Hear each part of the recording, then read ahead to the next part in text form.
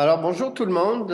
Bienvenue à ce nouveau webinaire du forum Mutation, organisé tous les jeudis par Topo depuis le 18 mars. Alors, on aborde un enjeu vraiment, on aborde vraiment l'aspect pratique de la production d'un livre numérique, donc avec la designer et artiste Isabelle Gagné aujourd'hui. Alors, on le suivra ensuite une autre expérience de collaboration entre l'écrivain Hugo Monticone avec Isabelle Gagné et Myriam Caron-Belzile, qui ont travaillé ensemble à la création d'un nouveau livre numérique et papier.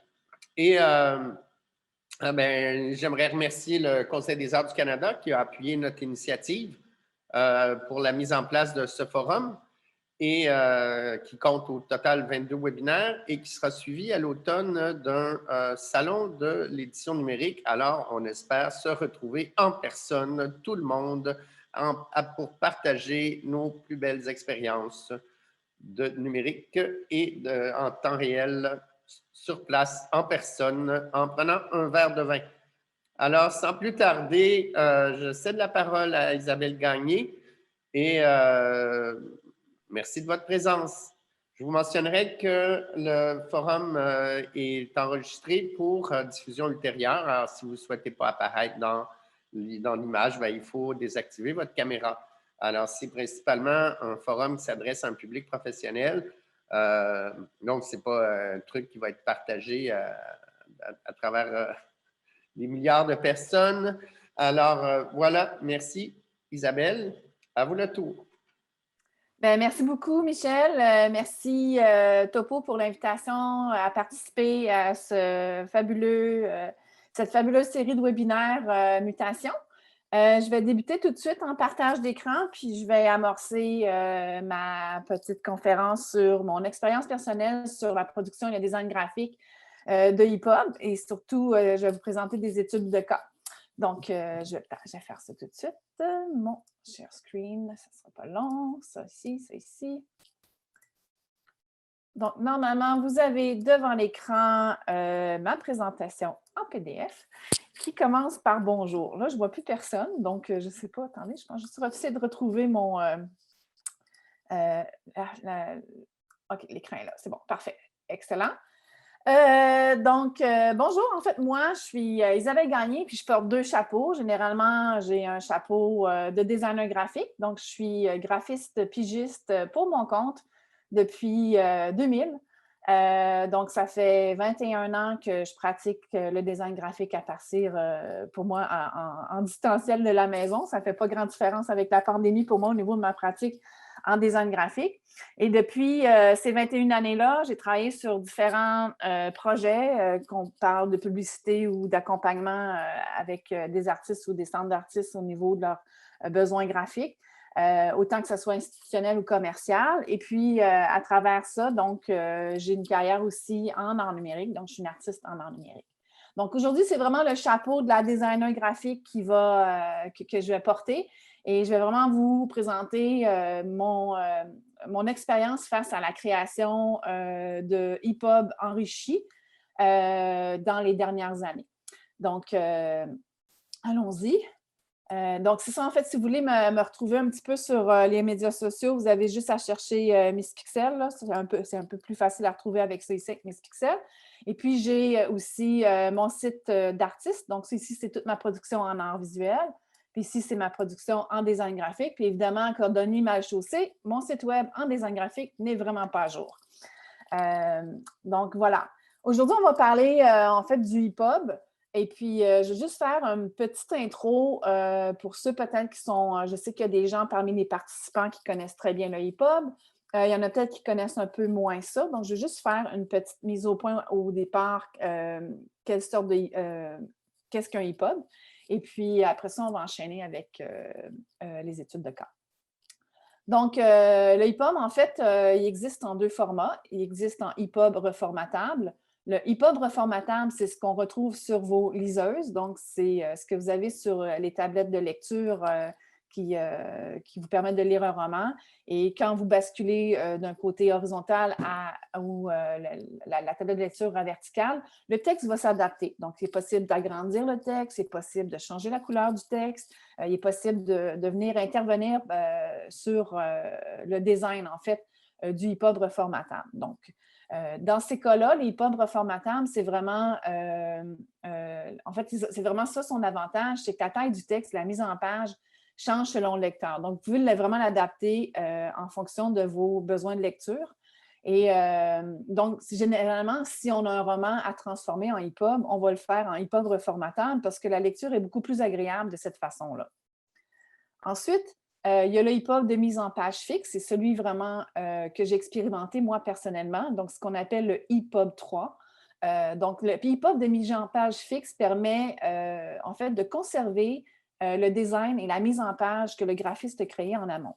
Donc, c'est-à-dire que ça permet d'avoir des mises en page beaucoup plus élaborées. Donc, les graphiques et les images restent vraiment à l'endroit exact où ils ont été placés par le designer. Ça préserve vraiment l'apparence du design. Ça permet un design avec des mises en page beaucoup plus riches, tandis qu'un EPUB reformatable, on va vraiment généralement monter ça que sur une seule colonne, tandis qu'un EPUB avec mise en page fixe, ça permet vraiment d'y aller avec des mises en page beaucoup plus riches et plus complexes. Ça prend également de l'interactivité, ce que le EPUB reformatable ne permet pas. Donc, c'est-à-dire qu'avec la mise en page fixe, on peut intégrer des animations, des vidéos. Donc, on peut travailler avec des colonnes multiples. On peut changer la taille de la page, l'orientation de la page. C'est-à-dire, quand je parle d'orientation de la page, je parle au niveau du design et non pas au niveau de la tablette. C'est-à-dire que si vous visionnez un EPUB de mise en page fixe sur votre tablette et que vous basculez votre tablette du côté horizontal ou vertical, le design ne s'adaptera pas. C'est-à-dire que généralement, les EPUB de mise en page fixe sont faits de format paysage. Et puis, si vous basculez votre tablette en format vertical, c'est-à-dire que vous allez avoir une petite fenêtre en format paysage sur votre affichage vertical. Donc, ça permet aussi de jouer avec plus de typographie, de l'espacement entre les lignes. En fait, ça permet de superposer des objets. Ça permet de faire un paquet de trucs pour le designer. Donc, ça, pour le designer, le EPUB de mise en page fixe, c'est vraiment quelque chose de très intéressant. Et c'est, en fait, pour le designer, pour les artistes ou pour peu importe la personne qui conçoit un EPUB de mise en page fixe, c'est vraiment quelque chose de très intéressant à travailler. On peut y intégrer des objets animés, des GIFs animés, de la vidéo et, comme je disais précédemment, diverses interactivités. Donc, c'est là vraiment le gros fun, je dirais, avec le EPUB de mise en page fixe. C'est la possibilité de créer un document qu'on peut consulter en fait, qui donne l'impression un peu d'être dans un espèce de petit microsite. J'aimerais aussi parler du PDF parce que des fois, on mélange un peu le EPUB et le PDF. Donc, le PDF, c'est vraiment un document, en fait, qui est généralement dédié au format d'impression universel. Donc, souvent, si vous allez sur, je pense, c'est la BANQ ou sur le prêt numérique, vous allez avoir des fois des romans ou des livres qui sont en EPUB ou, par exemple, si vous louez un magazine, souvent, ça va être des PDF. La PDF permet d'avoir un petit peu d'interactivité, c'est-à-dire des boutons, mais c'est un peu tout. C'est pas mal juste ça ce qui est possible de faire avec le PDF.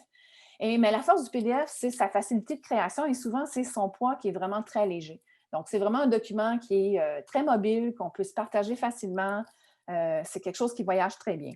Donc, les PDF aussi, c'est comme le EPUB de mise en page fixe. Ils ont vraiment aussi une mise en page fixe. La différence aussi, c'est que vous ne pouvez pas modifier les options d'affichage, donc telles que la taille de la police. D'ailleurs, je ne sais pas si je l'avais mentionné, mais le EPUB de mise en page fixe, donc le EPUB 3, c'est impossible aussi de changer la taille de l'affichage de la police. Donc, le seul qui permet ça vraiment, là, c'est le EPUB reformatable, donc le roman traditionnel mis en EPUB reformatable. Le PDF, par contre, vous pouvez zoomer sur les pages ou sur les graphiques, donc c'est possible de rentrer, d'être vraiment plus près du texte ou plus près d'une image. Et en fait, ce qu'on remarque, c'est que c'est beaucoup plus difficile de lire un roman qui est transformé en PDF qu'en EPUB reformatable. Donc, à la base, si j'avais un roman qui était 100% de la littérature que du texte, je choisirais le format EPUB reformatable probablement pour une facilité de lecture pour la personne qui est derrière l'écran. Si je voulais ajouter du contenu enrichi, c'est-à-dire si je veux enrichir le contenu avec des images, avec de la vidéo, avec du son, j'irais faire un EPUB fixe, donc le EPUB 3. Et le PDF, moi, je le choisirais personnellement pour soit partager mon document, soit avec l'imprimeur, aller vers l'imprimeur ou le déposer sur mon site parce que généralement, il est léger. Donc, c'est un peu ça la différence entre les trois formats. Donc, aujourd'hui, on va vraiment discuter de la mise en page fixe enrichie. Donc, pour vous donner une idée, quand tantôt je disais que le EPUB de mise en page fixe enrichie, c'est comme un petit site Internet qui est comme contenu dans un fichier EPUB que vous voyez ici. Ça, c'est le fichier EPUB. C'est comme ça qu'il s'affiche généralement. Mais ce fichier-là, il est possible de le faire éclater puis de l'extraire. Puis, quand on l'extrait, bien, ça devient des dossiers comme ça avec des contenus différents. Donc, dans ces contenus-là, on a des fichiers qui sont des fichiers HTML, on a des images, on a la typographie qui est intégrée et on a aussi du CSS. Donc, c'est vraiment un site autonome qui est transporté dans un fichier qui est tout compressé. Donc, la beauté là-dedans, c'est qu'on n'a pas besoin d'être connecté à l'Internet pour consulter le EPUB de mise en page fixe enrichi parce qu'il est contenu dans votre tablette à la base. Donc, il est déjà intégré. Si je faisais le même projet avec un site Internet, on aurait toujours besoin d'une connexion Internet pour pouvoir accéder au contenu. Tandis que l'EPUB, lui, il contient tout ce qu'il faut pour le consulter dans un seul dossier. Donc, ça peut devenir, en fait, c'est ça aussi qui est un facteur extrêmement intéressant, c'est-à-dire que vous pouvez télécharger le EPUB de mise en page fixe et de le mettre sur votre tablette et le consulter là où vous êtes au moment où vous voulez. Donc, ça, c'est un avantage du EPUB. Évidemment, pour consulter un EPUB, vous avez besoin d'une application ou vous avez besoin d'une application pour le lire. Et il y a différentes sortes d'applications pour le lire, mais aussi différentes sortes d'applications pour le créer. Donc, comme on parle aujourd'hui de production et de design graphique, je vais vraiment me concentrer sur les applications qu'on peut utiliser pour créer un EPUB fixe enrichi. Donc, dans mon cas, moi, principalement, j'utilise Adobe InDesign.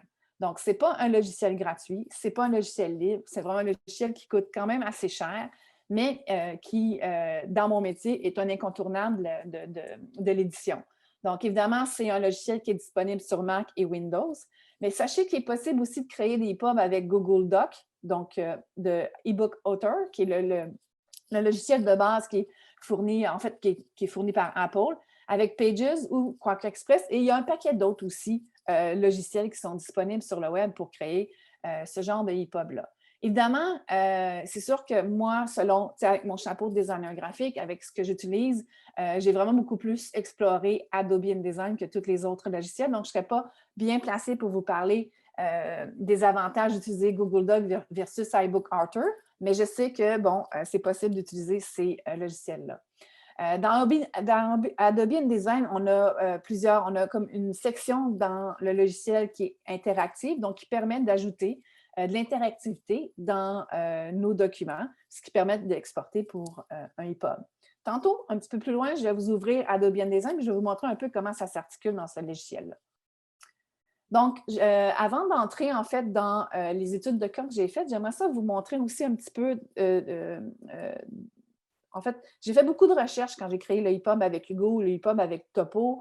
J'ai cherché vraiment à trouver des EPUB enrichis qui existaient ici, localement, mais aussi à travers le monde. Et c'est assez difficile à trouver. Je vous dirais que c'est une avenue qui a été bien explorée au début, en fait, en 2012-2013, quand Adobe InDesign a intégré dans son logiciel tout cet aspect-là d'interactivité où on pouvait exporter en EPUB. Donc, à ce moment-là, il y a plusieurs designers qui se sont mis à essayer à faire des EPUB et c'était quand même intéressant, mais sauf qu'il y en a très peu qui se font actuellement. Pourquoi? Parce que ça demande beaucoup de ressources. Un des EPUB qui est intéressant à avoir, qui est un projet de Myriel Lemans, qui a été fait en 2017, et se nomme RAN. Donc, si à la fin de la présentation, j'ai encore du temps, je vais vous les montrer parce que je les ai sur mon ordinateur, ces EPUB-là. Mais je vais vous en passer quelques-uns pour vous montrer qu'il y en a, mais il n'y en a pas des tonnes quand même. Donc ça, le projet de Myriel, c'est vraiment un projet sur son projet artistique RAN, qui a du son et des photos et de la géolocalisation qui est intégrée dedans. Et il y a en fait aussi la SRC, Radio-Canada, qui s'est mis à faire des hip-hop à partir de 2013, je crois, qui ont testé différents hip-hop. Puis c'était vraiment intéressant parce qu'on s'entend, ils ont souvent plus de moyens au niveau de la recherche et de l'exploration que des petits centres d'artistes ou quoi que ce soit. Donc, c'était intéressant de voir qu'est-ce qu'ils ont fait avec ça. Le dernier hip-hop qu'ils ont créé est en 2016 et c'est celui qui se nomme Richard Garneau, La Voix du Stade. Donc, il pèse quand même, j'attire votre attention sur le poids, 1,3 gig. Donc, ça veut dire que quand vous allez chercher ce hip-hop-là, vous devez télécharger 1,3 gig sur votre tablette. Donc, ça fait partie d'une des contraintes des hip-hop. C'est que si on l'enrichit, plus on l'enrichit, plus on met de la vidéo, plus on met du son, plus on met de l'animation, plus le poids augmente et plus ça devient une problématique pour plusieurs facteurs. Le premier, une problématique pour vos propres outils, dans le sens où est-ce que ma tablette est capable de contenir 2-3 hip-hop de 1 gig. Et ça devient une autre problématique aussi au niveau de la distribution du hip-hop. Donc, qu'est-ce que je fais avec un hip-hop de 1,3 gig? Est-ce que la BANQ l'accepte? Est-ce que le prêt numérique l'accepte? Donc, c'est toutes des questions auxquelles on va se pencher tantôt.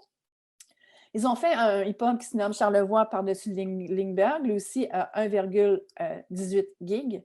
2015, on recule en 2014 avec Kerouac. Et ensuite, le premier qu'ils ont fait, c'était Bourgault. En 2013, là, on remarque qu'il y a 287 pages pour 390 MB, ce qui me semble peut-être un peu plus logique au niveau du poids. Possiblement moins de vidéos, moins d'items interactifs parce qu'on est en 2013, donc il y avait peut-être un petit peu moins d'exploration à ce niveau-là. Ensuite, on recule aussi en 2015. En fait, j'avance et je recule, j'y vais vraiment par groupe de publications. Il y a le Centre d'artistes Avatar qui a publié en 2015 un 44 pages de 263 MB.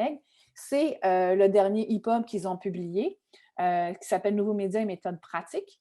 En amont de ça, ils ont publié en 2013 un 56 pages qui pesait 1,65 gig. Et ça a été monté aussi, entre autres, par Mériol. Et quand je discutais avec Mériol, ça faisait aussi partie d'une des grosses problématiques de la création d'hip-hop avec Avatar, c'était le poids du fichier. Et si on remonte en 2013, parce que le monde numérique évolue de manière exponentielle et rapidement, en 2013, nos tablettes avaient de moins grandes capacités que nos tablettes aujourd'hui. Fait que déjà, c'était vraiment quelque chose de très, très lourd à cette époque-là. La presse s'est essayée avec un hip-hop en 2012. On a un 602 MB pour les Jeux de Londres. Et ensuite, il y a un petit hip-hop que j'aime beaucoup. Là, il y en a très peu qui sont faits comme ça, qui a été fait en 2017, un petit 128 MB, un livre lu et animé pour les enfants, un 17 pages vraiment chouette. Mais bon, à ce moment-ci, je pense qu'on utilise beaucoup de flash et d'animation là-dedans. Donc, c'est sûr que ça demande une programmation. C'est un livre qui demande une programmation qui est faite un peu en dehors des logiciels d'édition, comme je vous ai montré, comme InDesign tantôt. Un autre que j'aime bien, qui a été fait en 2013, qui s'appelle 90 degrés, c'est au niveau du design, il est vraiment intéressant. Il y a des vidéos qui sont intégrées aussi dedans. Et puis, Wild Art, qui a été fait aussi en 2013, qui, lui, en fait, est présenté comme un hip-hop enrichi. C'est ce qui arrive souvent actuellement. Aujourd'hui, quand on cherche un hip-hop enrichi, on va se retrouver vraiment avec un hip-hop fixe, avec des photos, des images, du texte, mais très peu d'interactivité dedans. C'est-à-dire que dans celui-là, dans ce cas-ci, même si c'est un très, très beau livre, on n'a pas de vidéo, on n'a pas de son, puis on n'a pas d'interaction. On ne peut pas sauter d'un chapitre à l'autre à l'aide de boutons interactifs, par exemple. Donc, c'est-à-dire qu'ils ont choisi de le mettre en format EPUB pour conserver le design de base du designer de ce projet-là, entre autres. Le gouverneur général du Canada, en 2015, s'est essayé à faire un EPUB pour présenter les prix. On remarque ici qu'il pèse 1,73. Ça n'a pas été répété comme expérience. DHCR, la Fondation, a commencé à publier des carnets d'exposition aussi avec des EPUB enrichis, c'est-à-dire ce qu'on avait comme enrichissement dans ces EPUB-là, dans ces carnets d'exposition-là. Ce n'est pas nécessairement de la vidéo, mais plus au niveau de la navigation. Le design était vraiment intéressant à regarder. Ce sont de petites plaquettes, je dirais, mais qui avaient vraiment des défilements intéressants de page en page. Et puis, je dirais aussi que c'est dommage, ils ont cessé d'en faire, ils en ont fait 2. Ensuite vient le EPUB auquel j'ai participé avec Topo, qui est Habiter l'incertitude d'une vitrine, qui était un super projet qu'on a fait en 2017. Donc, actuellement, vous avez la version française, elle a été éditée en anglais aussi. Et puis, donc, on a 78 pages avec l'interactivité pour 570 MB. Il y a de la photo, il y a de l'animation, il y a de la vidéo, il y a toutes sortes de choses. On va le regarder tantôt. Et il y a aussi Volcan que j'ai fait en 2018 qui pèse 432 MB, j'ai écrit 78 pages, mais ce n'est pas vrai. On est à, je pense, 200 pages pour Volcan. Donc, c'est vraiment, contrairement à habiter l'incertitude de vitrine, on parle vraiment plus d'un, je dirais, d'un look catalogue d'exposition où il y a du texte, mais il y a beaucoup d'images, on parle des expositions qui ont eu lieu dans la vitrine. Dans Volcan, on parle vraiment d'une lecture d'un roman enrichi avec, à l'occasion, des animations ou des interactivités. Donc, c'est vraiment deux EPUB fixes qui ont été travaillés avec de l'animation et du contenu enrichi.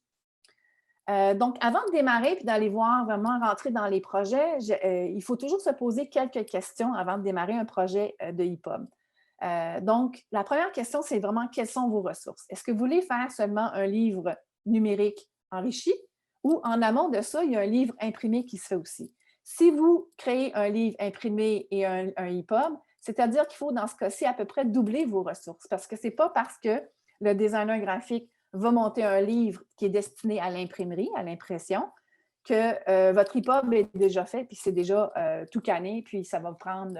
ah, ben c'est pas grave, tu l'as déjà fait, tu as juste à l'exporter en EPUB, c'est déjà fait. C'est pas vrai. Ça demande vraiment beaucoup plus de ressources que ça. Donc, déjà, ça en partant, il faut vraiment cesser de penser que si le document a été fait pour l'impression, ça va fonctionner aussi en EPUB. On parle vraiment de deux sortes de documents différents. Oui, l'idée, le concept est le même à la base, possiblement.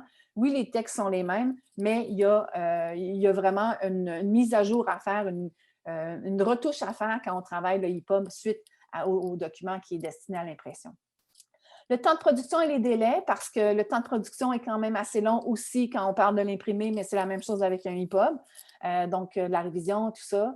Le nombre de versions de plateforme, c'est vraiment, quand je parle de temps de production et de délai, c'est vraiment ça la plus grosse problématique.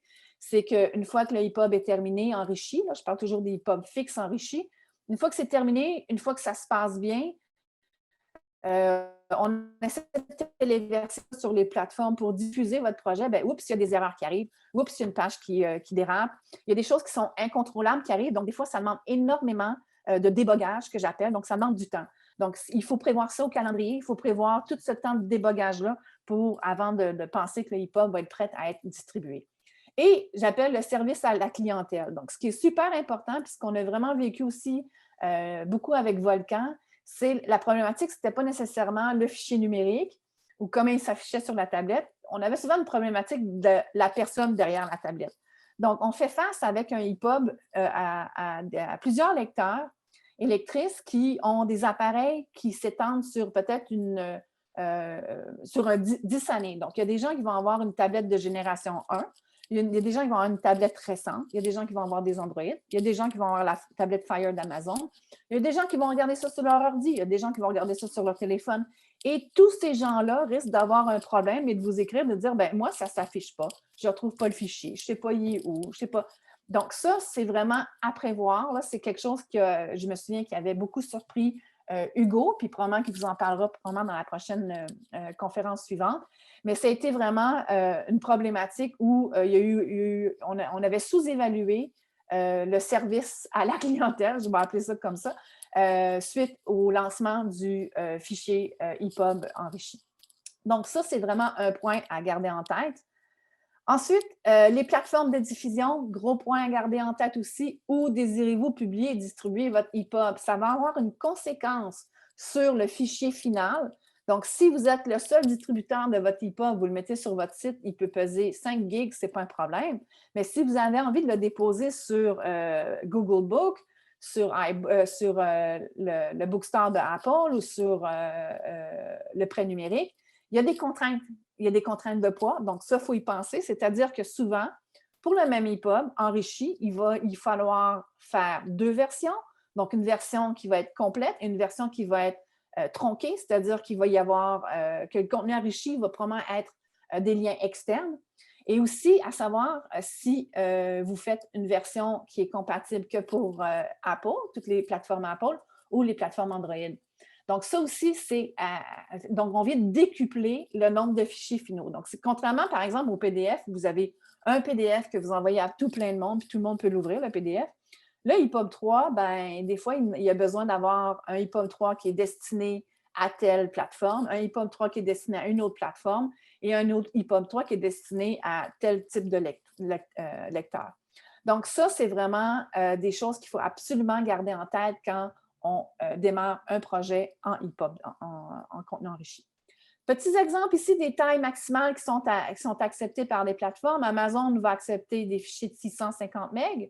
Donc, déjà, on regardait tantôt les fichiers, les pubs de Radio-Canada, d'Avatar ne peuvent pas être déposés sur Amazon. Google Playbook est à 100 MB, Kobo 5 MB, Apple Book, le plus généreux, 2 GB. Donc, dès que vous arrivez avec un EPUB qui est un contenu enrichi, et ça monte vite, hein, le poids, ça monte extrêmement vite. Donc, on a un problème de distribution. Donc, on se trouve à créer des fichiers qui sont, soit vous créez un fichier universel, puis vous dites, bon, ben moi, le mien, je n'irai jamais en haut de 100 MB, comme ça, je vais pouvoir le mettre sur Amazon puis Apple Book sans problème. Ou soit vous créez une version pour Apple parce que le contenu enrichi va être intégré dans le EPUB, ou soit vous créez un contenu qui est spécifique pour Google Playbook où, par exemple, les vidéos sont des liens externes. Autre problématique, ici, localement, le prêt numérique prend des fichiers de 32 MB, la BANQ de 180 MB et le Bibliothèque Archives Canada de 200 MB. Donc, déjà, on a une problématique aussi juste au niveau de la distribution locale.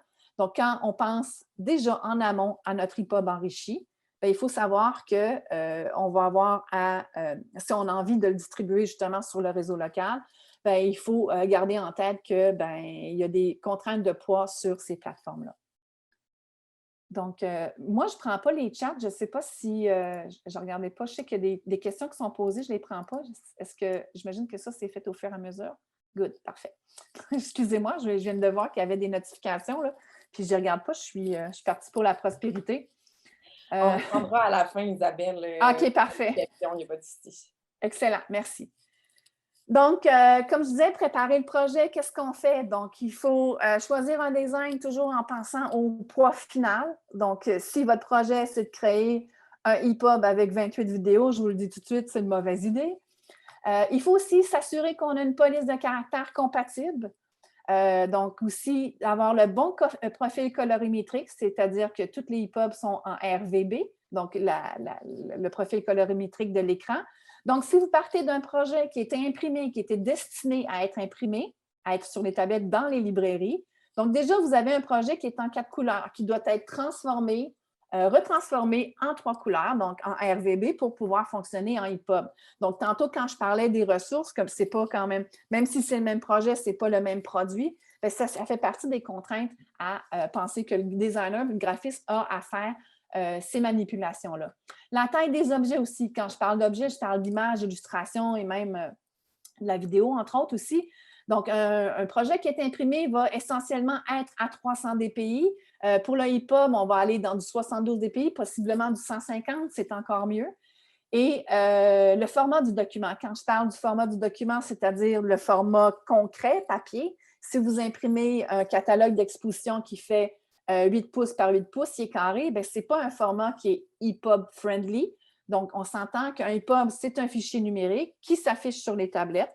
Donc, on a aussi la contrainte du format numérique. Donc, généralement, si on prépare un projet en amont qui est destiné sur les deux plateformes, on va s'organiser pour éviter justement que ça coûte encore plus cher en ressources graphiques, qu'il y ait une corrélation entre la taille, le format du projet imprimé versus le format du EPUB. Donc, ce qu'il faut savoir aussi, c'est que normalement, idéalement, on crée un fichier EPUB. En fait, on crée plusieurs fichiers peut-être pour des plateformes, mais il ne va y avoir qu'un seul format. Mais la problématique, c'est que vous savez comme moi que toutes les ressources qu'on a, en fait, toutes les tablettes qu'on a en main, les téléphones, bien, ils ont tous des formats différents, puis ça devient un peu la cacophonie, la zizanie. Donc, généralement, on essaie de s'attarder sur un format qui a un ratio de 16:9. C'est un ratio HD, un ratio écran de 16:9. Et puis qui a au moins, au plus long, un 3840 pixels de large. Là, je dis ça c'est le monde idéal. Mais dans un monde idéal où le poids a une conséquence sur la distribution, peut-être qu'on va aller plus petit que ça, puis peut-être que finalement, on va se retrouver avec un format standard de 1024 par 768 pour un écran Retina. Donc, c'est vraiment, mais dans ce cas-là, ce que je suggère souvent, c'est de commencer avec un format qui est dans la perspective du 1024-768. Si vous avez à réduire le format ou la taille du EPUB, vous allez le faire de façon conséquente. Donc, il n'y aura pas grand problématique à ce niveau-là. Donc, je les ai mis ici à l'écran, les différents formats des tablettes, là, mais il y en a encore plus que ça. Ce qu'il faut savoir aussi, c'est le choix de la police de caractère qui est essentiellement vraiment super importante. Votre designer graphique ou le graphiste va choisir, on a toujours plein de polices de caractère sur notre écran, sur notre ordinateur. Bien, idéalement, en fait, pas idéalement, il faut vraiment utiliser des polices OpenType. Et donc, vous possédez les licences à distribuer, c'est-à-dire que vous devez posséder les droits. Il faut savoir qu'une police de caractère, c'est comme une œuvre d'art, c'est comme une image, c'est comme une photographie. Il y a un designer qui a créé cette police-là. Donc, généralement, elles ont un coût, il y a un droit d'utilisation, il y a un droit de... il faut payer nos droits, en fait, comme quand on achète une image ou quand on achète une photo. Par contre, il existe des bibliothèques de police de caractère où les droits sont vraiment ouverts, comme Google Font, qui fournit vraiment une super belle bibliothèque de police de caractère qu'on peut utiliser sans aucun problème sur l'EPUB. La beauté avec Google Font, que je suggère fortement pour la création de EPUB, c'est que ces polices de caractère-là s'affichent sans aucun problème sur un PC, Android, Mac, bref, c'est vraiment complètement, je dirais, non-genré. Donc, il n'y a pas de problème sur aucune des plateformes. Donc, déjà, en partant, on vient d'éliminer beaucoup de problèmes si, en amont, le choix de la police de caractère est fait en fonction que peut-être un jour, il va y avoir un EPUB. Donc, parce qu'il y a un paquet de polices de caractère qu'on peut choisir comme designers qui sont vraiment extraordinaires, mais quand on arrive dans l'EPUB, il va falloir payer un droit supplémentaire distribution écran. Donc, ça, c'est peut-être aussi à budgéter. Autre chose, si vous partez d'un projet qui est imprimé d'un roman, il faut savoir que la taille de la police de caractère va être à revoir. Donc, par exemple, Kindle n'acceptera pas une police de caractère de moins de 4 mm. Donc, si vous avez un projet dans un roman qui est de 4-5 pouces par 7 pouces, vous transportez ça, vous ne faites pas de changement de format, vous ne l'adaptez pas, vous transformez ça en EPUB. La police de caractère risque d'être trop petit puis ça va être refusé par le distributeur. Autre chose, quand on prépare un projet, évidemment, quand on travaille un projet imprimé, il y a une révision de texte par le réviseur. Il y a toute la période de test et de navigation, mais cette période-là, cette étape-là doit être refaite complètement avec les EPUB parce que, premièrement, il y a probablement une manipulation au niveau de la police de caractère qui a été faite. La police ne se comportera pas nécessairement pareil. Elle va peut-être changer de format. Donc, les césures vont être déplacées. Il va y avoir un paquet de trucs qui vont bouger. Donc, si vous avez fait, par exemple, une révision en amont sur votre livre qui est imprimé et que vous voulez le transformer en EPUB enrichi, bien, il faut prévoir une nouvelle révision de votre texte. Donc, même chose aussi, prévoir des tests de navigation et d'interface, hein, parce que moi, quand je teste mes affaires, je suis sur Mac, ça va toujours très bien ici sur Mac. Moi, je n'ai jamais de problème, j'envoie mes fichiers, pas de problème, tout s'affiche bien. Mais où ça casse, c'est sur les Android, sur d'autres types de versions, sur d'autres tablettes. Ça revient toujours un peu débogué. Donc, si moi, je peux simuler d'autres interfaces, bien, c'est bon aussi de l'envoyer à d'autres testeurs, de dire, bien, peux-tu regarder sur toi, ta tablette, si ça fonctionne, sur un test, sur ta tablette, si ça fonctionne. Il faut prévoir aussi ce temps-là. Quand on prépare le projet aussi, comment, comme designer ou si vous avez à briefer votre designer, une chose qui est super importante, c'est de recadrer les images pour réduire la taille dans le EPUB final.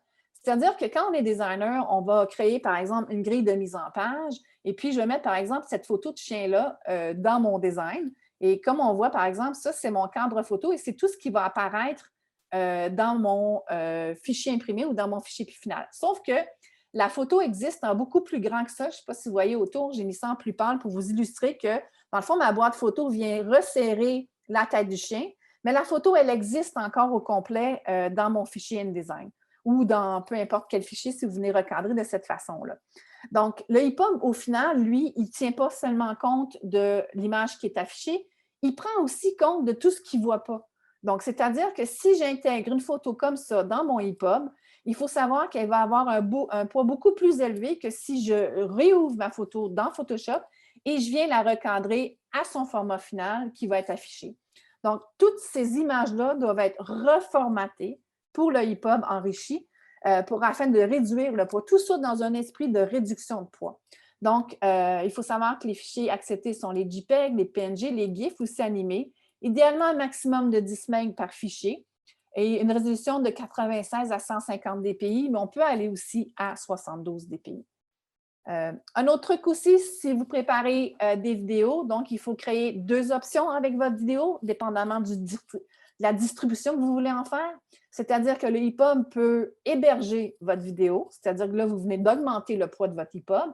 Et la deuxième version, c'est-à-dire que, bon, bien, quand je suis dans mon EPUB, si mon EPUB n'héberge pas la vidéo, quand je clique dessus, ça va m'emmener sur un URL externe, mais là, rendu là, j'ai besoin d'une connexion Wi-Fi ou Internet pour pouvoir visionner la vidéo. Donc, le EPUB prend du MP4 en codex H264.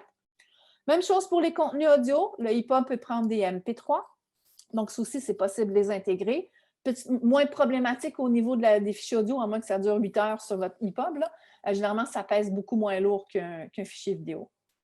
Donc, évidemment, il faut aussi savoir que quand on prépare un EPUB interactif comme ça, il faut réfléchir à la navigation. Donc, on a un intérêt, si on travaille fort pour...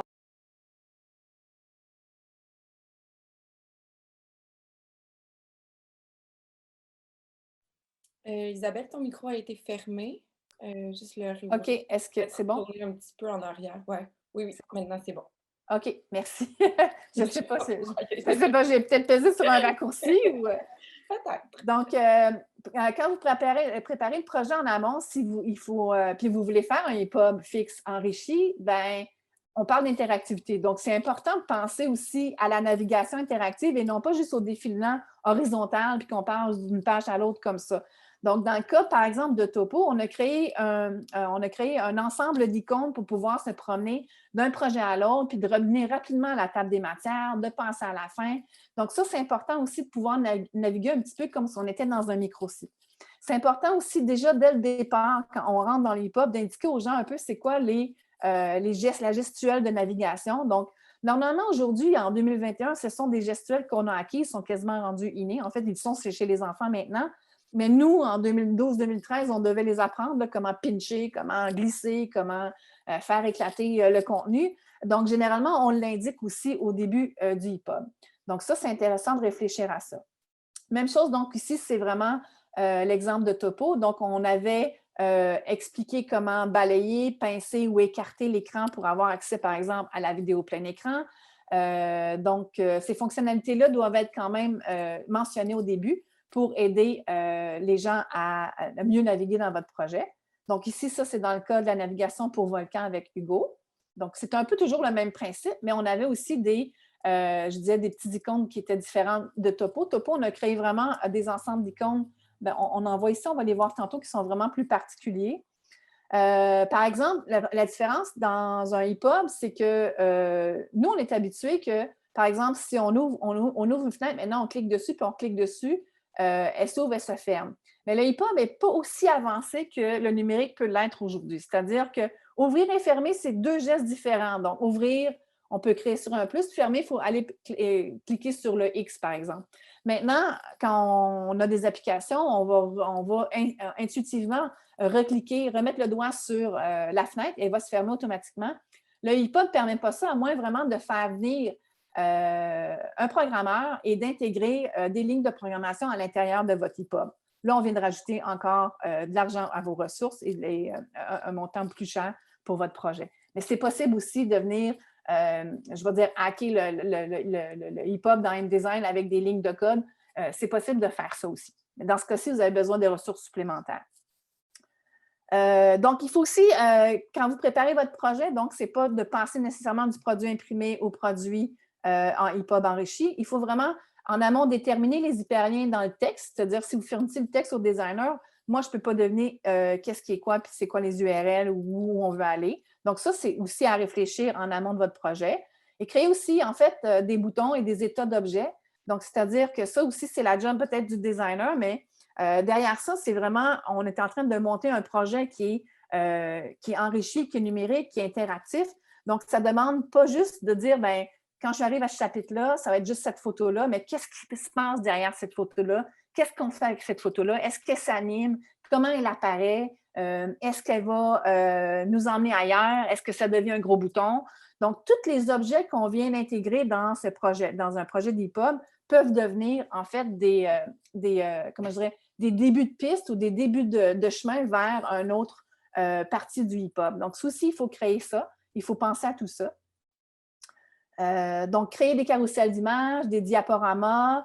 Ce qui est le fun aussi, c'est d'ajouter des fonctionnalités du click tapping qu'on appelle, comme on a ici dans le volcan, quand on clique sur la carte, il arrive quelque chose. Donc, ajouter des fenêtres en pop-up. Mais donc, il y a plein de choses qu'on peut faire avec le EPUB. Il y a plein de trucs qui sont possibles à faire interactivement. Mais surtout, en fait, c'est vraiment surtout, là, je mets un gros surtout, il ne faut pas penser qu'on est dans l'interactivité de la réalité augmentée ou la réalité virtuelle du 2021.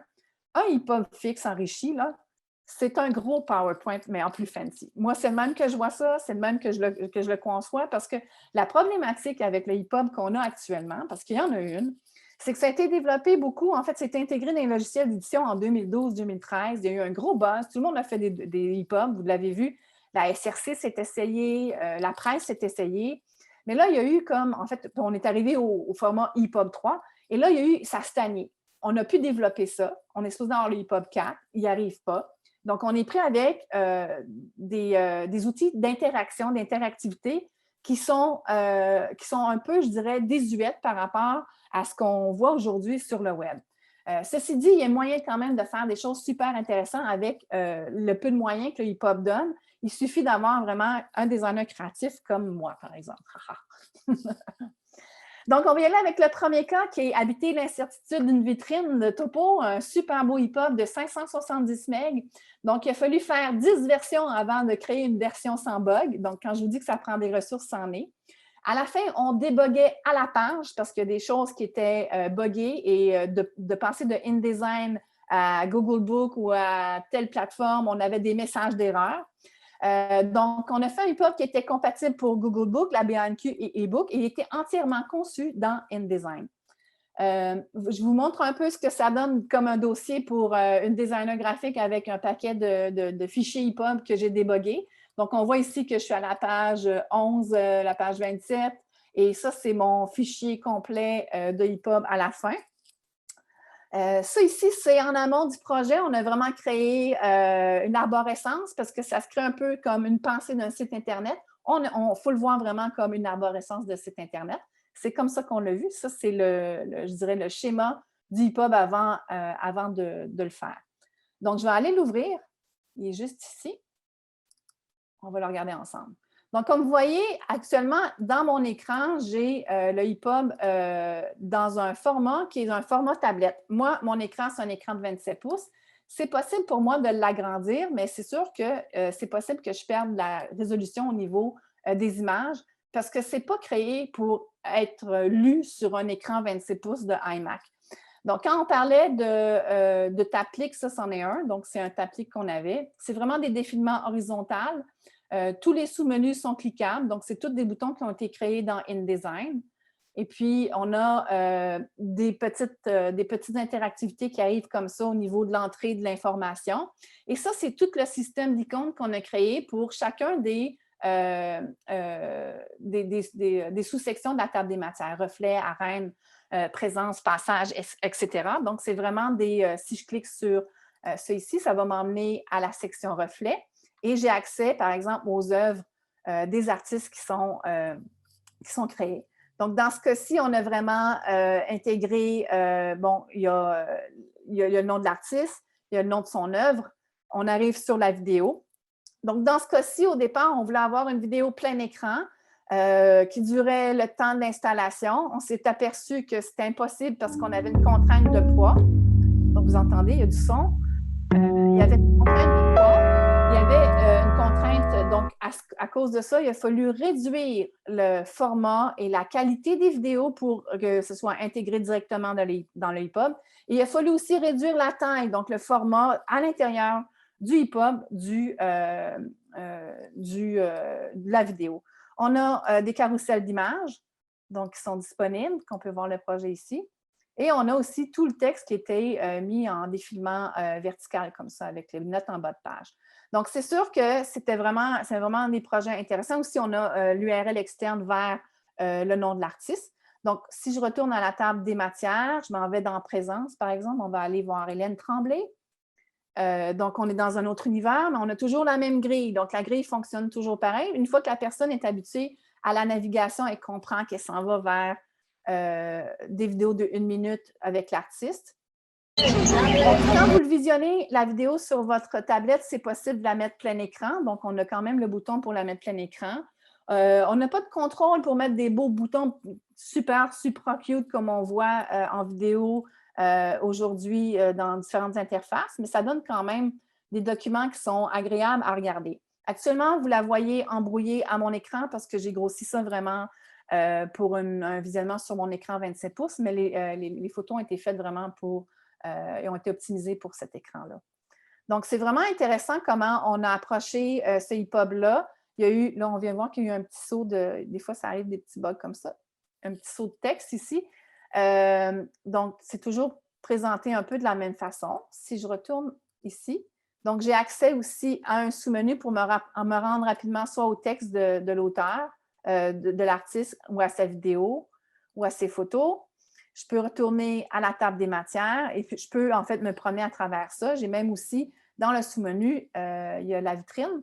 Donc, j'avais le plan de la vitrine qui était disponible, qui était en annexe, et des photos de la vitrine. Donc, ça montrait un peu l'espace qui était discuté dans ce projet-là. Donc, c'est vraiment un projet qu'on a créé en français, en anglais, et je pense qu'on l'a fait en 2 autres formats pour pouvoir qu'il soit disponible sur différentes plateformes. Donc, dans ce cas-ci, dans ce projet-là, par exemple, si je vais sur Indexer, dans la vidéo, dans le EPUB qu'on regarde actuellement, la vidéo est intégrée. Dans les EPUB qu'on a mis sur des plateformes qui demandaient moins de poids, les gens étaient invités à cliquer sur la vidéo et ça les emmenait dans un URL externe pour visionner la vidéo. Donc, c'est le choix qu'on a fait. Donc, il y a des choix déchirants qui sont à faire comme ça parce qu'évidemment, aujourd'hui, on aime avoir accès à ces vidéos-là tout de suite quand on a envie de les consommer. Mais pour pouvoir, en fait, distribuer ce EPUB-là dans des plateformes qui demandaient moins de poids, il a fallu faire ce choix-là.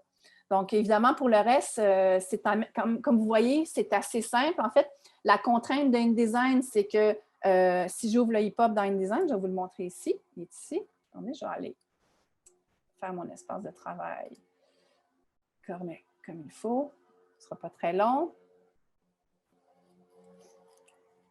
Ce ne sera pas très long, mais ça roule. Voilà.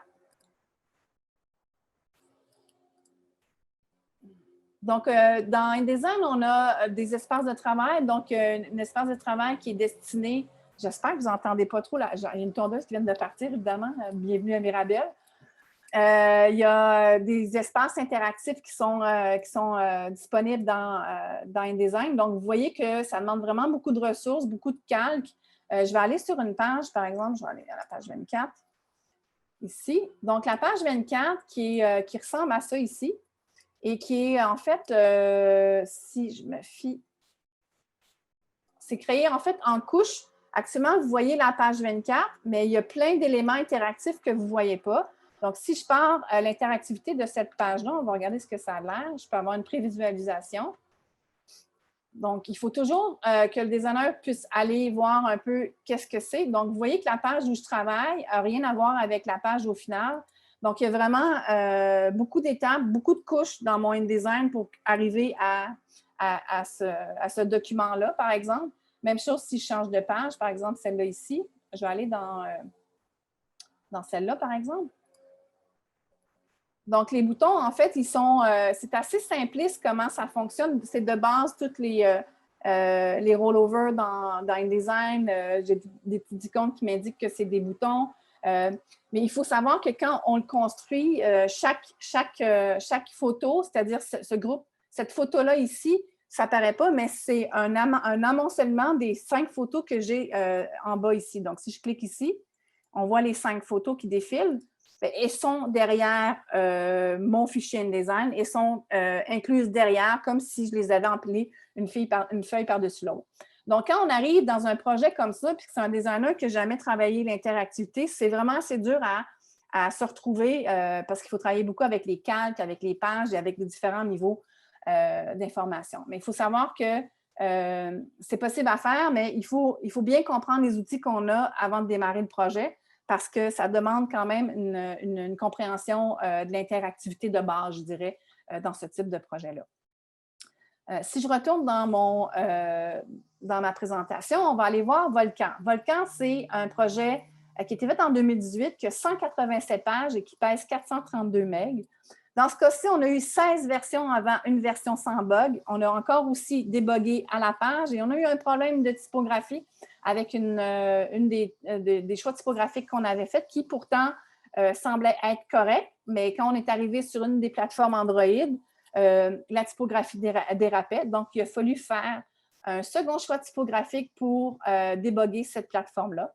Et on a utilisé ce qu'on appelle le Online Publishing de Adobe Digital Edition, qui est, j'en ai pas parlé encore, qui est une plateforme de diffusion de EPUB, mais qui est gérée par Adobe et qui se trouve à être en ligne. Et ce n'est pas l'idéal, parce que c'est vraiment plus une plateforme pour présenter. Mais comme on avait eu beaucoup de services à la clientèle à faire, on a décidé de mettre une version sur cette plateforme-là parce qu'elle était vraiment 100% buggée et fonctionne 100% avec toutes les plateformes. Donc, je vais aller vous le montrer. Ça, c'est des exemples d'erreurs qu'on avait. Je vais aller vous le montrer tout de suite. Donc, on a Volcan ici. Je vais le grossir lui aussi. Donc, c'est un livre que Hugo a créé, qui est vraiment un roman, et puis qui était vraiment destiné à la lecture à l'écran. Donc, on avait cette contrainte-là. La problématique avec le EPUB fixe enrichi, c'est que les gens ne pouvaient pas grossir la typographie lors de la lecture et ça causait problème aux grands lecteurs. Donc, les gens ont moins aimé lire un roman en EPUB fixe enrichi. Donc, quand vous avez un roman, je pense que l'EPUB reformatable est vraiment l'idéal parce que les gens peuvent adapter les caractères en fonction de leur vision. Mais dans ce cas-ci, c'était difficile parce qu'il y a des gens qui avaient plus de difficultés à lire le texte. Donc, on a vraiment été jouer avec... c'est un voyage que Hugo a fait au Guatemala. Donc, on avait des informations sur chacun des pays dont il est question dans le livre. Et quand je vous disais que ce n'est pas la même manipulation intuitive que ce qu'on est habitué de voir, c'est par exemple, si j'ouvre la fiche de Flores, je suis obligée de venir cliquer sur le X pour l'éteindre. Si je clique à côté, ça ne fonctionne pas. Donc, ça fait partie peut-être d'une des contraintes du EPUB à ce moment-là. Donc, je vais juste vous montrer un peu comment ça s'articule au niveau du texte. Donc, si je réduis, le texte va suivre le format de ma fenêtre, mais il ne peut pas être plus grand que ce que j'ai à l'écran, par exemple. Donc, on avait beaucoup de pages de texte comme ça ici. On avait quelques petites animations qui arrivaient à travers le document. Donc, on parle des carnets de voyage de Hugo. Je suis allée à des lieux qui ont... Donc, à chaque chapitre, on avait la carte avec l'information de où on était. Donc, on avait aussi un petit icône avec un œil qui nous disait qu'on avait du contenu interactif. Pour le projet avec Hugo, on a décidé de travailler beaucoup avec les GIFs animés. Une raison pourquoi, c'est parce que c'était extrêmement léger à manipuler. Donc, un GIF, c'est très, très léger. Donc, on est venu intégrer...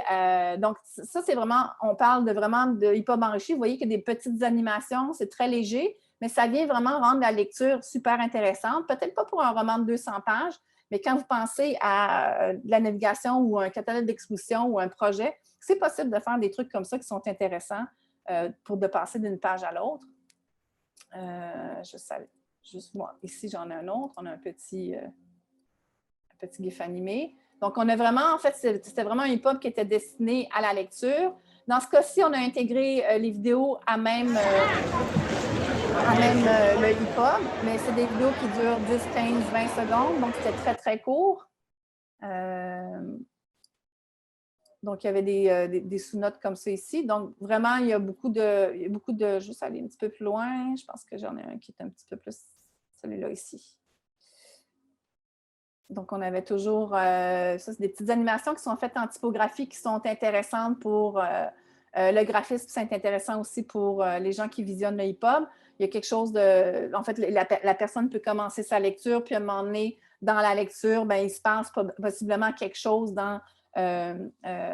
au fur et à mesure où la personne fait la lecture du livre. Donc, on voit ici que ça s'anime doucement. On avait calculé une vitesse de lecture à peu près normale où on arrivait avec des petites animations comme ça. Donc, c'est un choix qu'on a fait avec Hugo d'y aller avec des animations typographiques comme ça parce qu'au bout du compte, c'est vraiment ce qui était moins lourd pour un 190 pages, par exemple. On s'est ramassé avec ça. Donc, je vous invite à le visionner. Juste aller voir, je pense qu'on avait un petit truc qui était chouette.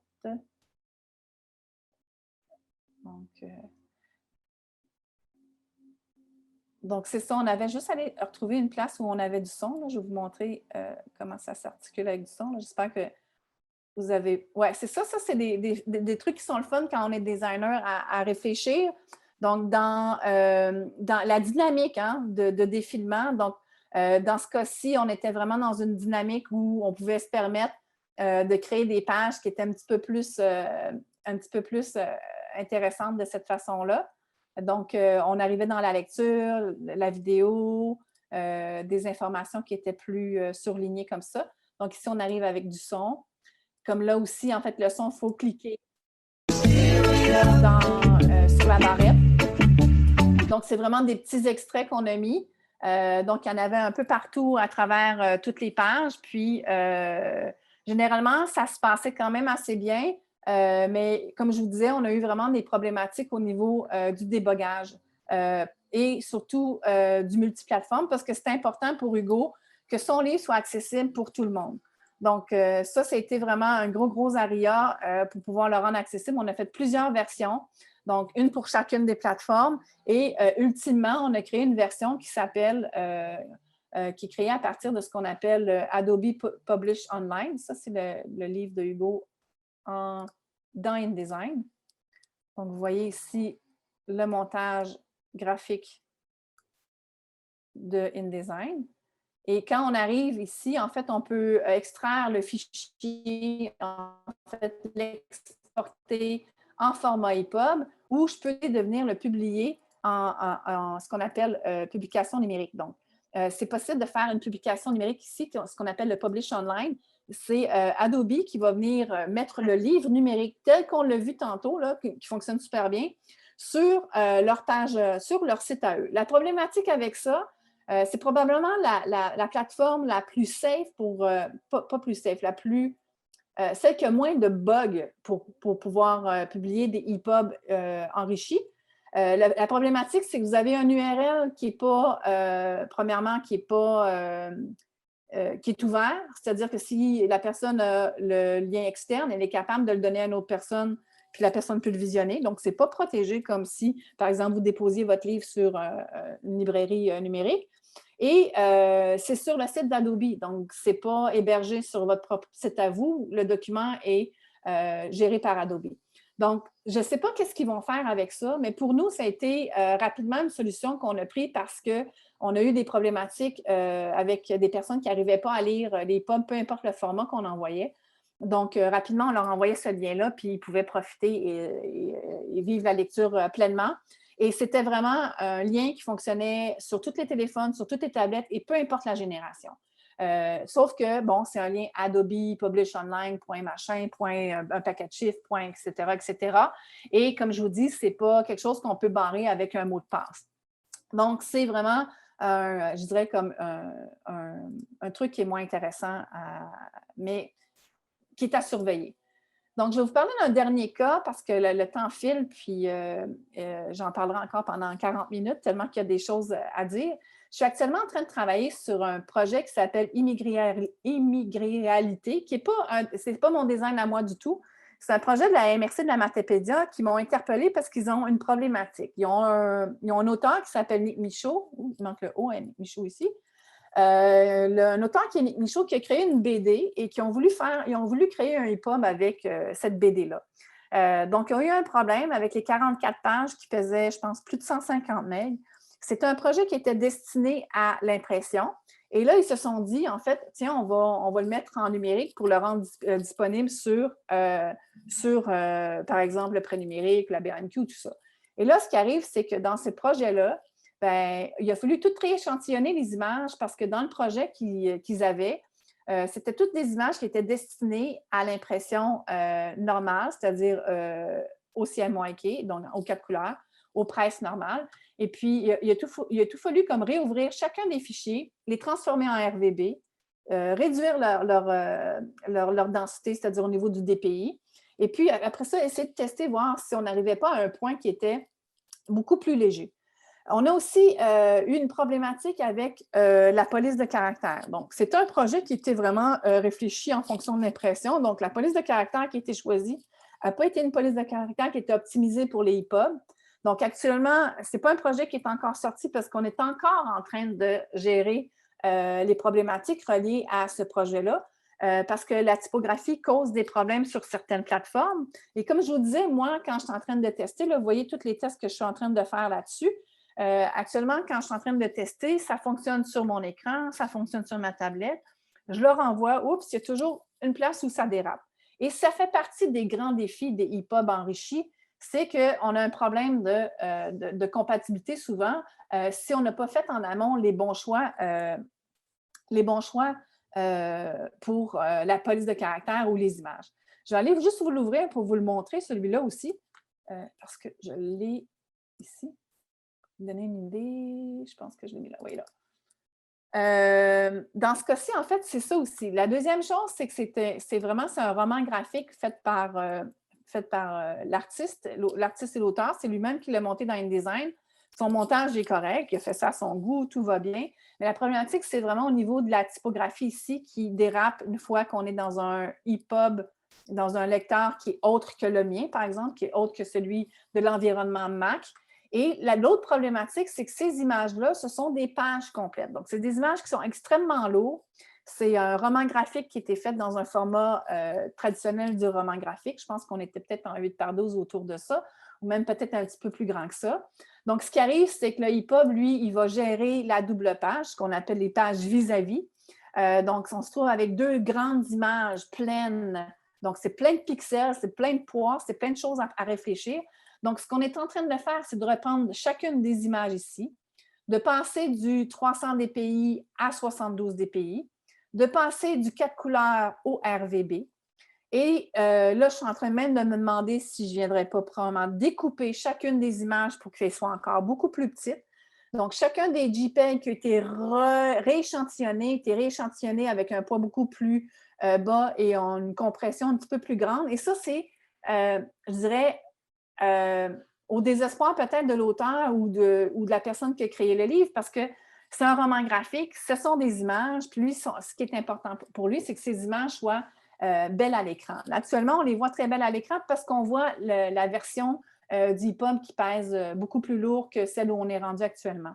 Donc, dans les tests qu'on est en train de faire, c'est je suis en train d'écraser tout ça pour voir comment ça se comporte sur les autres plateformes. Et je suis en train aussi de voir si il ne faudrait pas changer de choix typographique. L'autre test que j'ai fait aussi, ce qu'on peut faire aussi dans InDesign, c'est que la police de caractère, c'est un dessin vectoriel, par exemple, c'est un dessin qui est dans votre document. Je suis en train de vectoriser, en fait, les polices de caractère pour enlever toute la notion de police de caractère intégrée dans ce livre-là pour essayer de voir si ce n'est pas la police de caractère qui crée tous ces bugs-là dans ce projet-là. Actuellement, il y a des pages qui fonctionnent très bien et on arrive à des pages où il y a des bugs, où la personne va m'envoyer une capture d'écran où le texte est complètement dérapé, le texte se trouve empilé un par-dessus l'autre.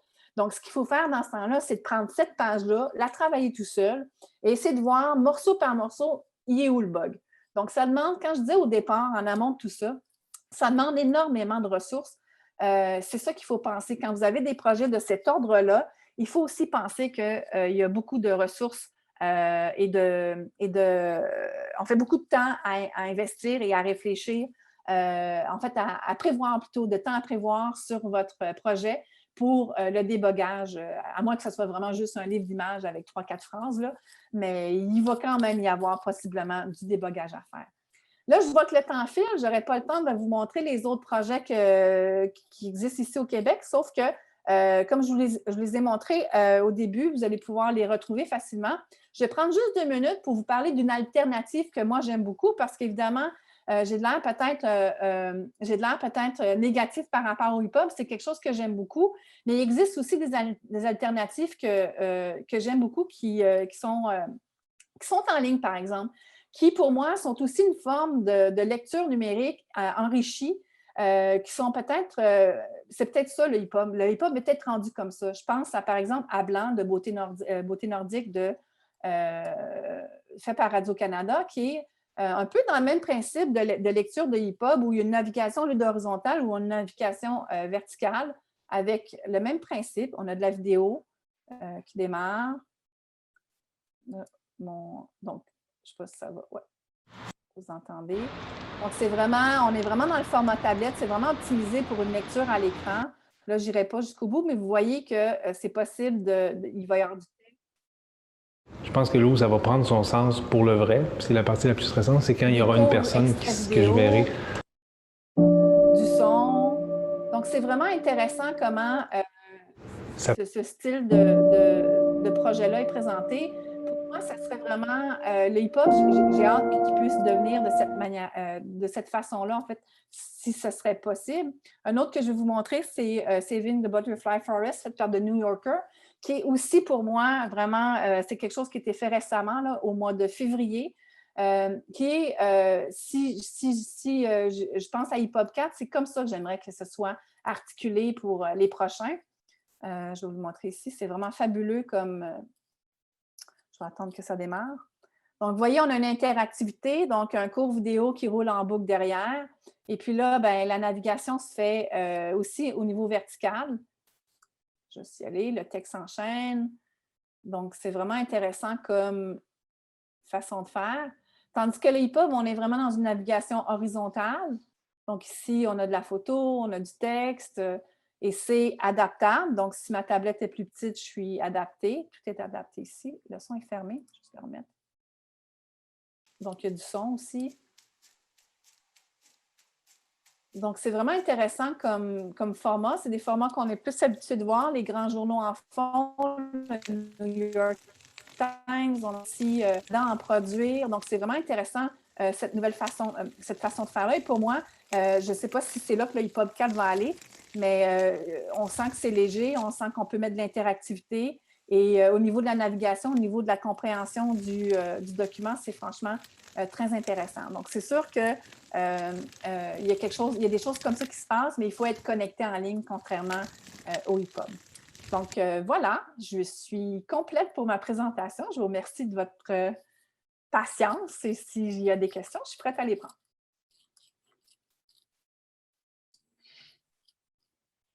Bonjour, j'ai une question. Oui. Je suis un auteur-illustrateur pour les projets des romans graphiques.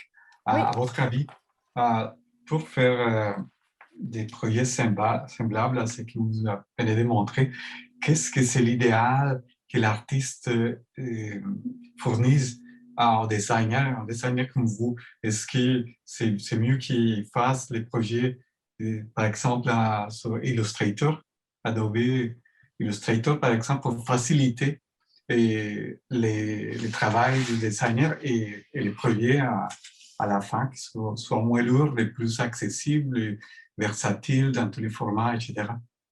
Bien évidemment, c'est sûr que si vous faites vous, en amont de ça, vous devez créer vos images en haute résolution et tout ça.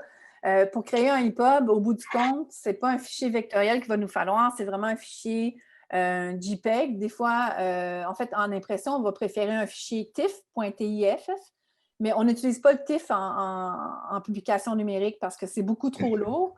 Donc, dans ce cas-ci, en fait, ce qui est l'idéal, c'est peut-être de fournir En fait, de demander au designer quel type de fichier qu'il préfère. Est-ce qu'il veut déjà le fichier déjà compressé de votre part ou s'il veut les fichiers sources, puis lui-même va les compresser selon les besoins de l'exportation du fichier EPUB.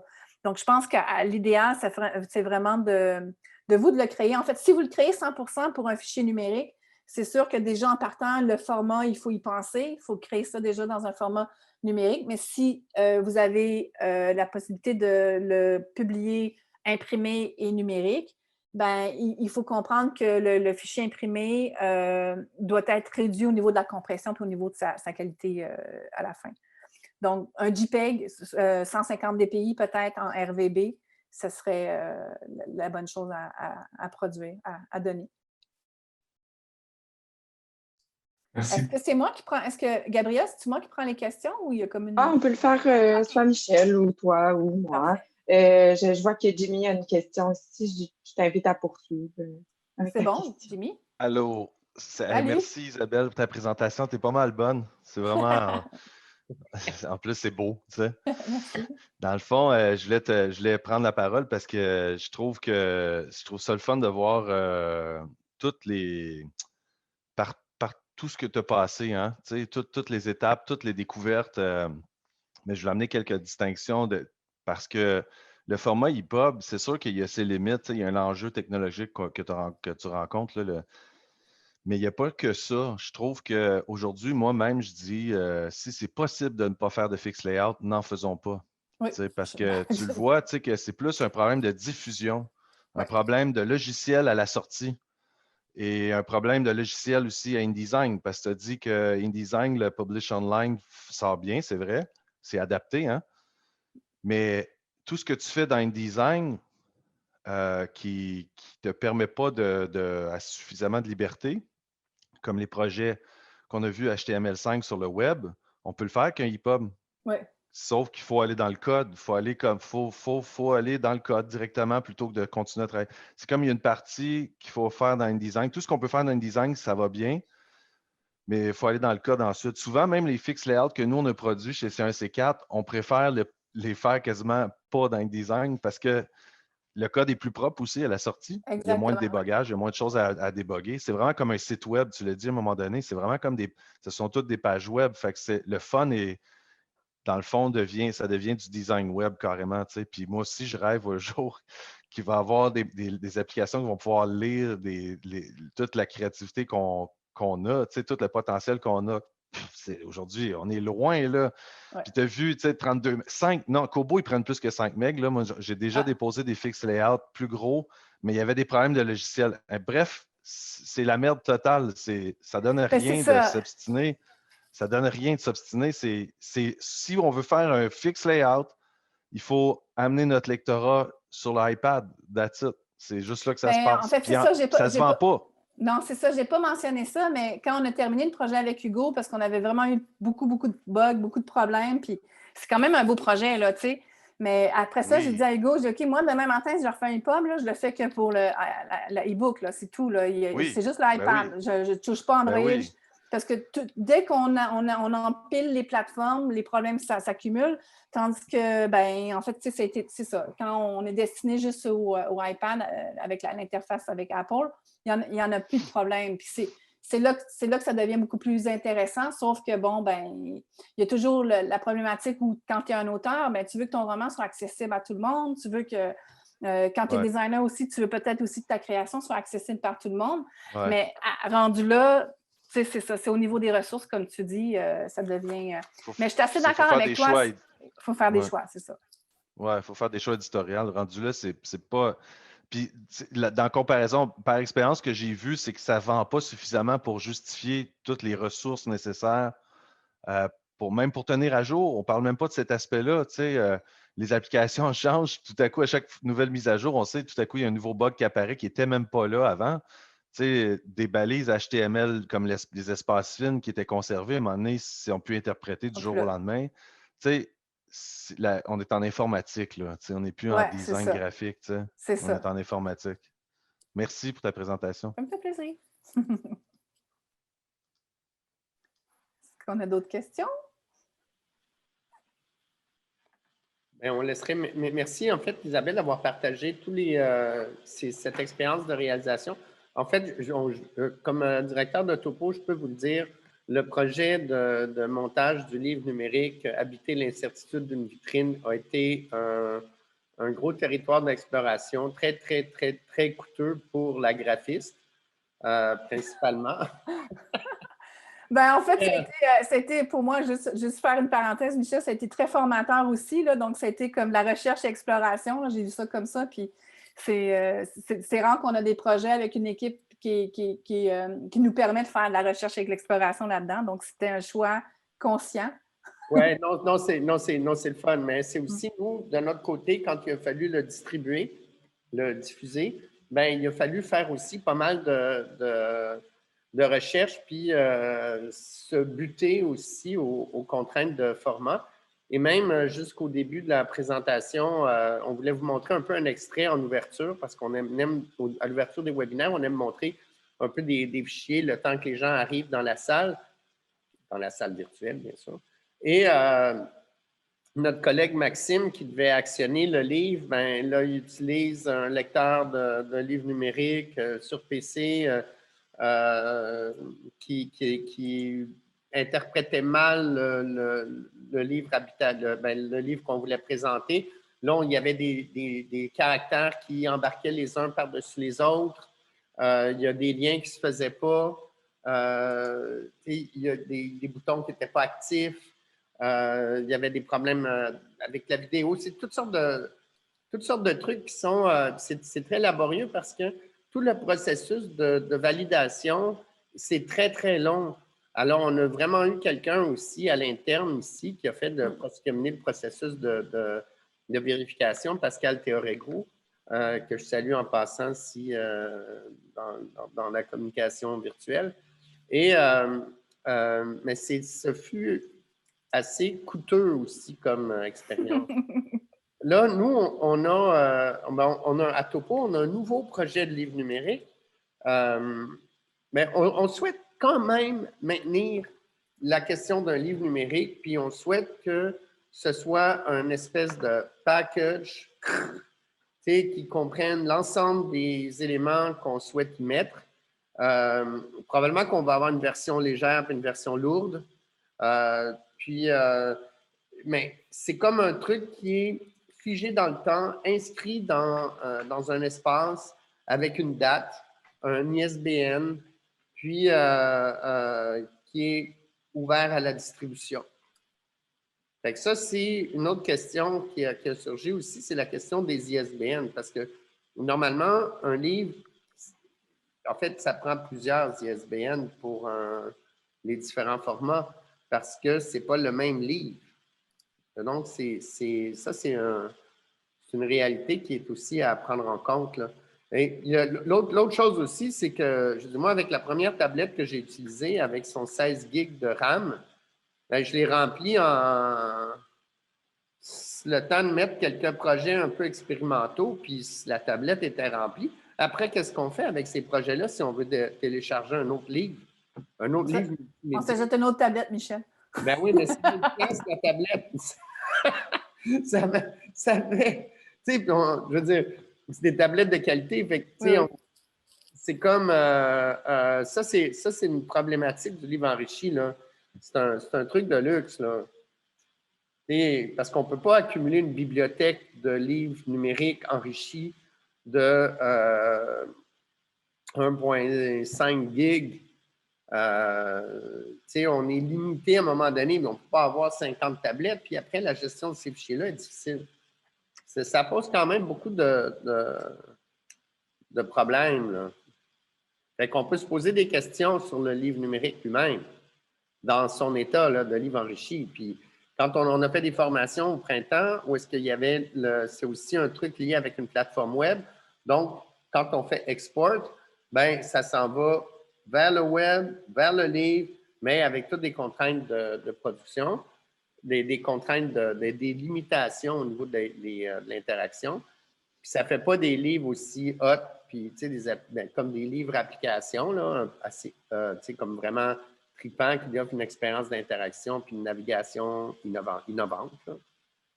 En tout cas, Vous savez, tu sais, il y a une affaire qui me vient en tête. Moi, si on retire le principe de diffusion le côté commercial du livre, de vouloir vendre le livre à l'unité, le concept papier, là, tu sais, vendre le livre à l'unité.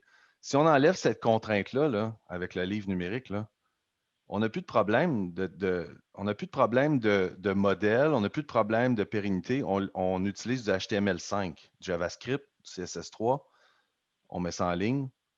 On n'a plus le problème, la contrainte de la tablette, de l'archivage, parce que c'est une copie. C'est pas. Parce que quand on télécharge des EPUB, tout le monde télécharge des EPUB, ça multiplie le nombre de copies du même livre.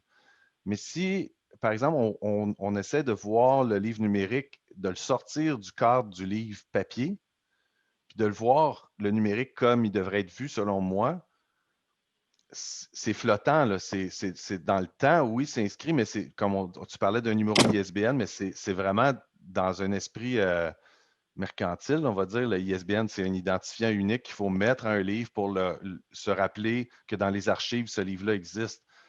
Mais le numérique, c'est pas vraiment ça, tu sais, dans le fond. Le numérique devrait, selon moi, être consulté quand on veut, où on veut, de n'importe quel appareil qui a été mis à jour ou non.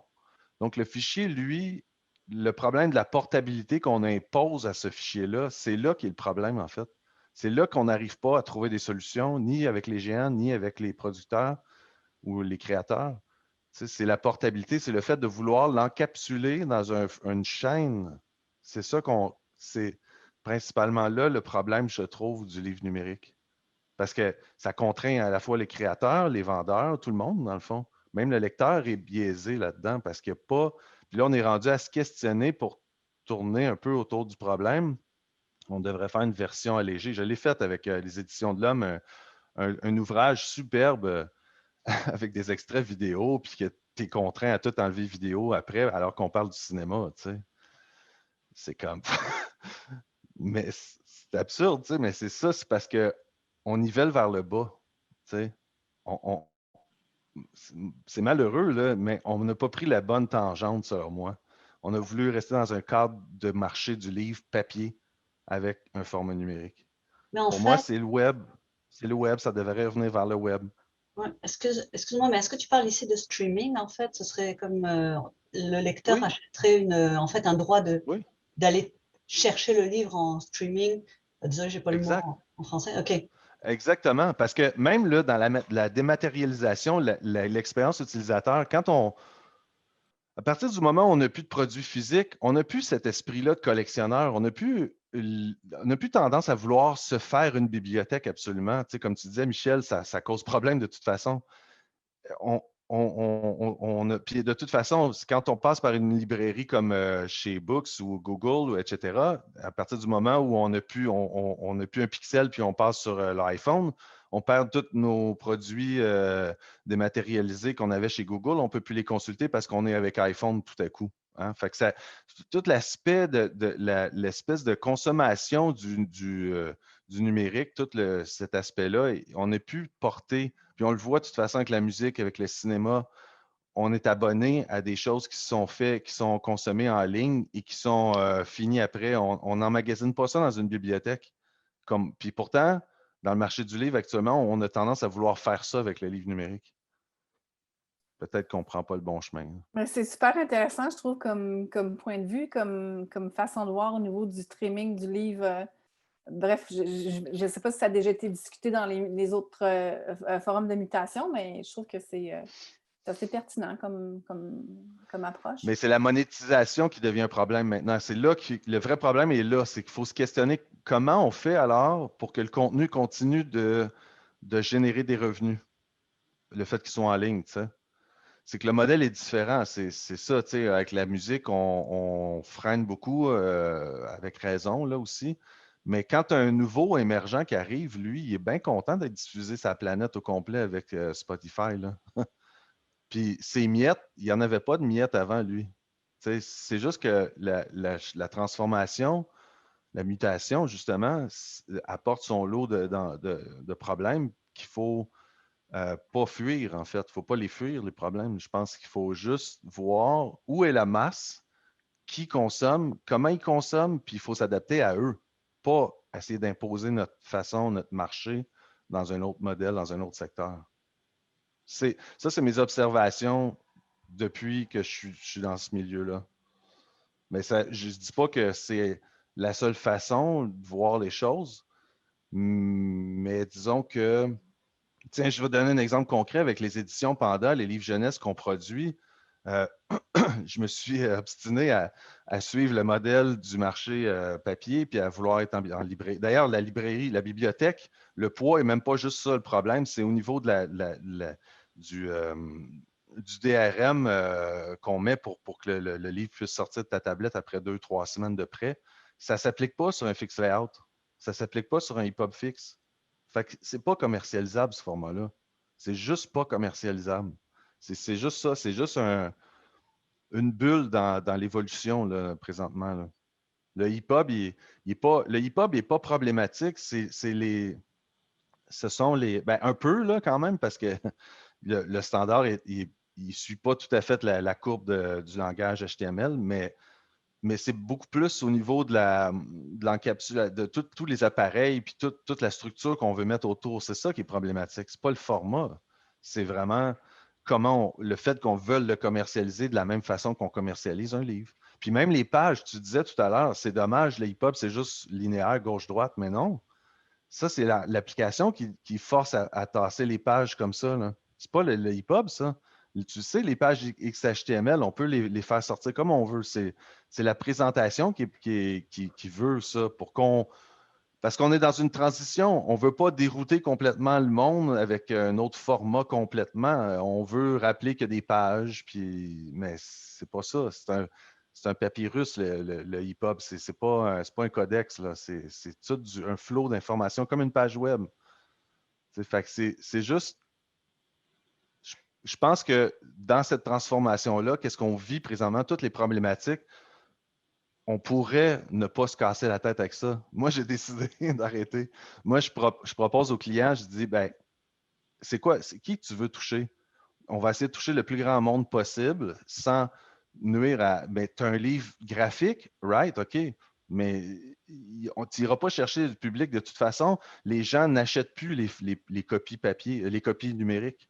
Les gens ne sont pas portés à acheter, à s'approprier un format dématérialisé, à payer pour ça. Un montant qui souvent est juste 30% moins cher que le papier. C'est comme si. C'est plus ça, c'est plus cet angle-là qu'il faut, je pense, repenser, puis continuer de créer, de pouvoir créer. C'est sûr qu'on souhaite tous continuer de la création. Il y a une chose, nous, on a produit à Topo, on a produit un site web à un moment donné, on a fait beaucoup de projets en Flash.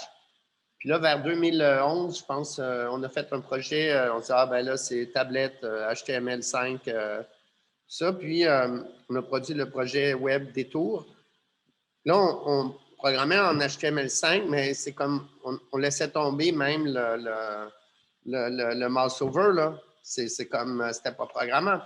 Là, maintenant, on a des trucs en CSS qui sont, le langage, c'est énormément développé. Puis, on est capable de faire énormément de choses avec le HTML5 puis le CSS, tout ça, dont les stratégies de manipulation des éléments graphiques, la bibliothèque de manipulation des éléments graphiques, c'est beaucoup développé. Fait que c'est ça aussi qui complexifie le travail dans la conception d'un livre numérique, comme on l'a vu. Isabelle Gagné nous montrait, bien, juste décider que la photo, on la balaye, elle arrive de même, elle ralentit. Là, elle arrive, le texte arrive. Là, le texte défile. Bien, c'est toutes des choses qui se programment, qui se décident, qui doivent se scénariser, s'inventer. Donc, c'est toujours là, quand on parle de réalisation multimédia, bien, c'est là qu'à un moment donné, il y a quelqu'un, il y a un designer graphique, designer multimédia, des créateurs interactifs qui va venir organiser ce contenu-là pour le défilement. Il y a aussi un autre point que je voulais soulever, parce que là, bon, on peut quand même continuer une dizaine de minutes, mais j'arrêterai. Moi, je vais exprimer un dernier commentaire.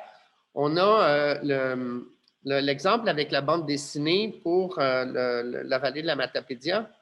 Mais ce n'est pas pour la vallée de la Matapédia, là, mais issu dont le projet Immigréalité. Mais un projet de bande dessinée, c'est tout la bande dessinée, le livre numérique, la diffusion en ligne, c'est tout un univers et on aura le prochain webinaire la semaine prochaine avec Raymond Poirier, un développeur, éditeur, créateur de bande dessinée qui viendra nous en parler. Alors, je voulais quand même souligner ça. Et il y a aussi tout c'est un champ spécifique d'exploration du livre numérique et ça colle, c'est pas nécessairement du dessin animé, ça reste dans la bande dessinée, le dessin fixe, la bulle, la case. C'est vraiment, c'est comme un champ à part, là. Je suis désolé qu'on en parle seulement dans un webinaire et non 4 ou 5, là. Mais voilà. Alors, Michel, je veux oui. juste ajouter que, en fait, je vais mettre ma présentation disponible pour ceux qui veulent la recevoir. On va l'envoyer en PDF parce que j'avais mis au départ des références de EPUB enrichies qui ont été faites en 2012, 2015, si jamais les gens ont besoin d'avoir cette liste-là, on l'enverra par PDF. Voilà. Je vais vous l'envoyer. J'ai les adresses courriels des participants. Fait que je pense que je vais juste vous envoyer ça en début de semaine à tous ceux qui participent présentement. Donc, si jamais il y en a qui utilisent une autre adresse courriel, n'hésitez pas à le mettre dans le chat directement à moi, Gabrielle. Je vous envoie ça en début de semaine. Bon, est-ce qu'on peut prendre une dernière intervention du public?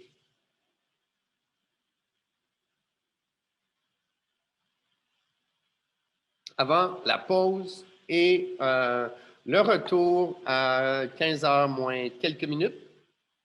On va commencer avec toujours un petit 2 minutes d'avance pour la prochaine présentation d'Hugo Monticone et Myriam Caron-Belzile. Donc, pour poursuivre la discussion autour du livre numérique et des enjeux de la production, du design et de la distribution. Donc, comme prévu, on va retourner à 15h. À tout de suite. Dans 25 minutes. 15h moins 2. C'est bon. Allez.